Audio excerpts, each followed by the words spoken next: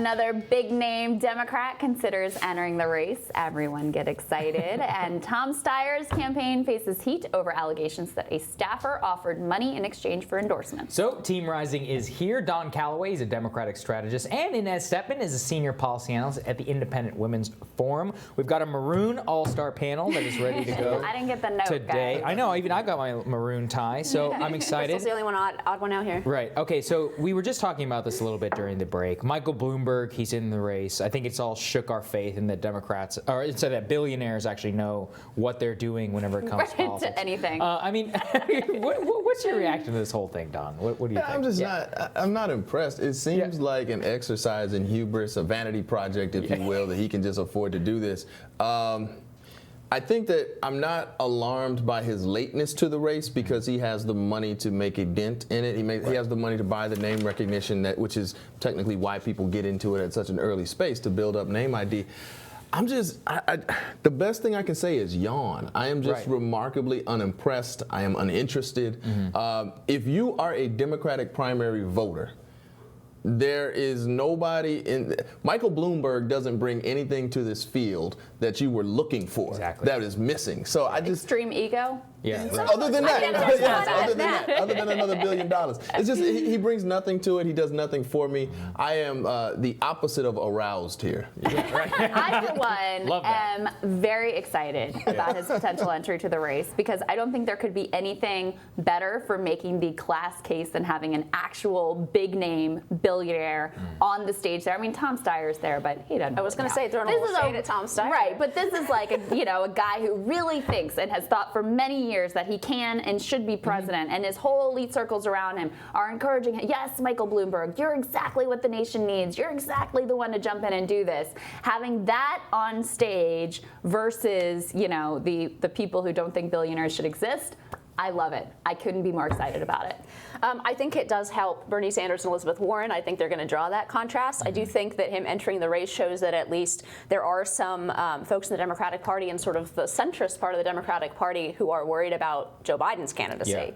Yeah. So that's, I think, is the only real conclusion to draw here. As you said, nobody's clamoring for Bloomberg in this race. And again, I know I point this out a lot, but if you look at that quadrant where voters are, right, there is this quadrant that's sort of fiscally moderate and socially liberal.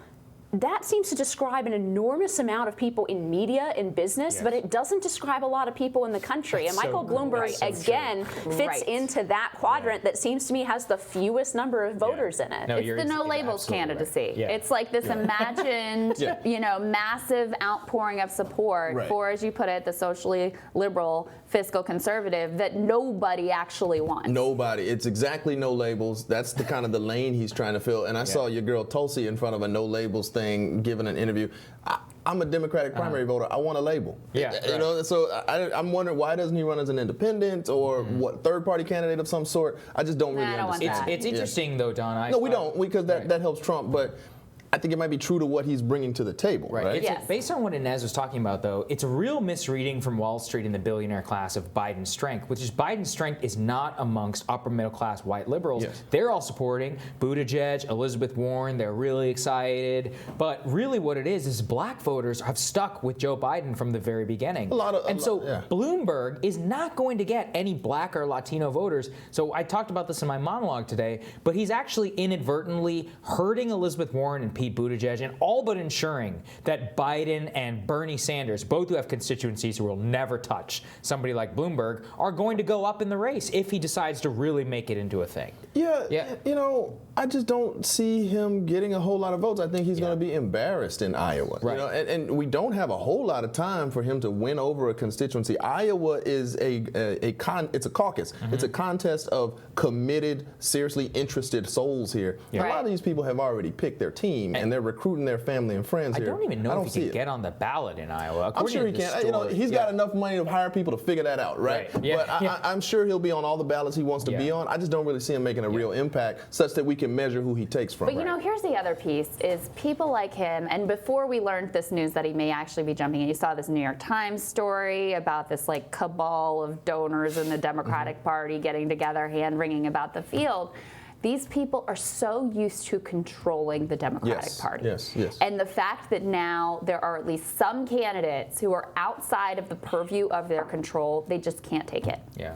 I mean, we saw the same thing in the Republican Party, right? We saw, and it's not just beginning with Trump, but beginning with the Tea Party in 2009, 2010. You saw this real clash between and a backlash against, I think, what has been 30 years prior to that, post-Reagan, from George H.W. Bush all the way through Clinton, through to some extent Obama, but I think Obama started to break down this coalition.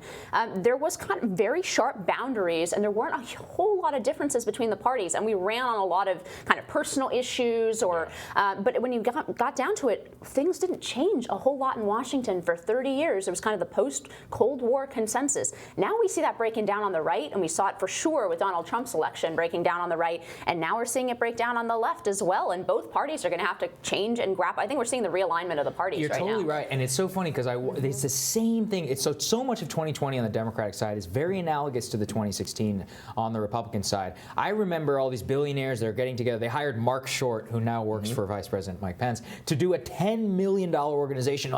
We must defeat Trump. They threw as much money as they possibly could into these states, but by that time it was long over. But it's a long-held billionaire dream that these people who listened to them for years and years and years and years are finally just saying, no, we're not going to have it anymore. I mean, I think Inez, your analysis of the Tea Party is exact and spot on, with the one exception that we have to acknowledge. Every time you bring up the Tea Party, you have to acknowledge that it was an immediate and visceral reaction to the election of a black man as president. I was a member of the Tea Party, and I just completely disagree. The huge backlash the facts in the suggest party. otherwise. No, they don't. I mean, that was not the issue at any of the Tea Parties that I attended for years. I agree.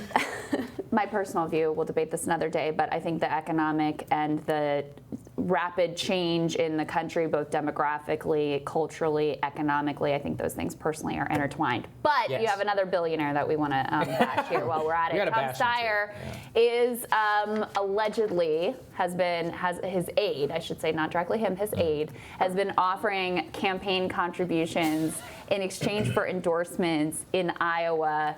Don, let me just, what your thoughts on this? Yeah, so I heard Alexandra Rojas before, so I will represent what I am here. I am just a swampy corporate Democrat, I guess. And I would say, hey, you know, the top tier presidential candidates who are presenting themselves to the world right now wouldn't want me to say this, but I will. This is standard practice. Maybe Tom Steyer is ham-handed and inexperienced and not so bright for doing it in such an overt way. Hey, man, can I give you this pistol to go rob the bank with? But this is what happens. This is what happens on both sides. There is quid pro quo that happens. There's, hey, can you endorse me? And if I'm a state legislator in South Carolina or New Hampshire or Iowa, I'm a state senator who commands a pretty big constituency, has some popularity, I know, particularly if I'm talking to a billionaire with a capital B, I know that my endorsement, my support is going to come with something coming back my way in some way, shape, or form that is absolutely tangible. And that's exactly what everybody hates. People hate that. And here's the other thing about Tom Steyer. How can you not even do it the right way? We would really appreciate your support. Wink, wink. I mean, that's, as I understand it, this could constitute, I mean, the feds could get involved. This could actually be quite a serious FEC violation. But overall, Inez, I mean, that's exactly what people don't want to see going on behind the scenes. Of course, but I think we're missing a big part of the story, which is this didn't work. I mean, if the charge is that billionaires can just buy their way to the presidency, this is not going very well for him. I mean, he has not gotten more than a couple % in any poll, and I do think that speaks to the fact that, look, money is important in politics. It will get your message in front of more voters. It'll get your name in front of more voters. At the end of the day, if the voters don't like the message that you have, you cannot buy yourself anything. You're going to buy yourself a 2 or 3% based on name recognition alone. That's not enough to win anything. And our politics right now, I would argue, are actually relatively free of the influence of money, not in the actual wheeling and dealing of politicians, but in the fact that nobody seems to be really capturing the mood of voters right now. And those who get a piece of that mood, whether they have money or not, I think they bump in the polls. Well, it's important to distinguish, though. Our politics are relatively free of mass amounts of money, monetary influence in this primary process, which is a fight amongst some serious partisan and committed souls. But once we get to October, November, when people who are watching Dancing with the Stars start to tune into Trump versus the Democratic nominee, money will have a tremendous influence on what seeps into the American psyche. I think that's true. Both are true. Both are true, but if you're selling a product that no one wants, you can spend $1 billion Hillary Clinton trying to sell it, and it's not going to work. No, she won the popular vote. All right. By a She's lot. not president, We're so gonna it stop didn't matter there. much, did it? We're going to take a quick break. Thanks, We'll be guys. back right after this.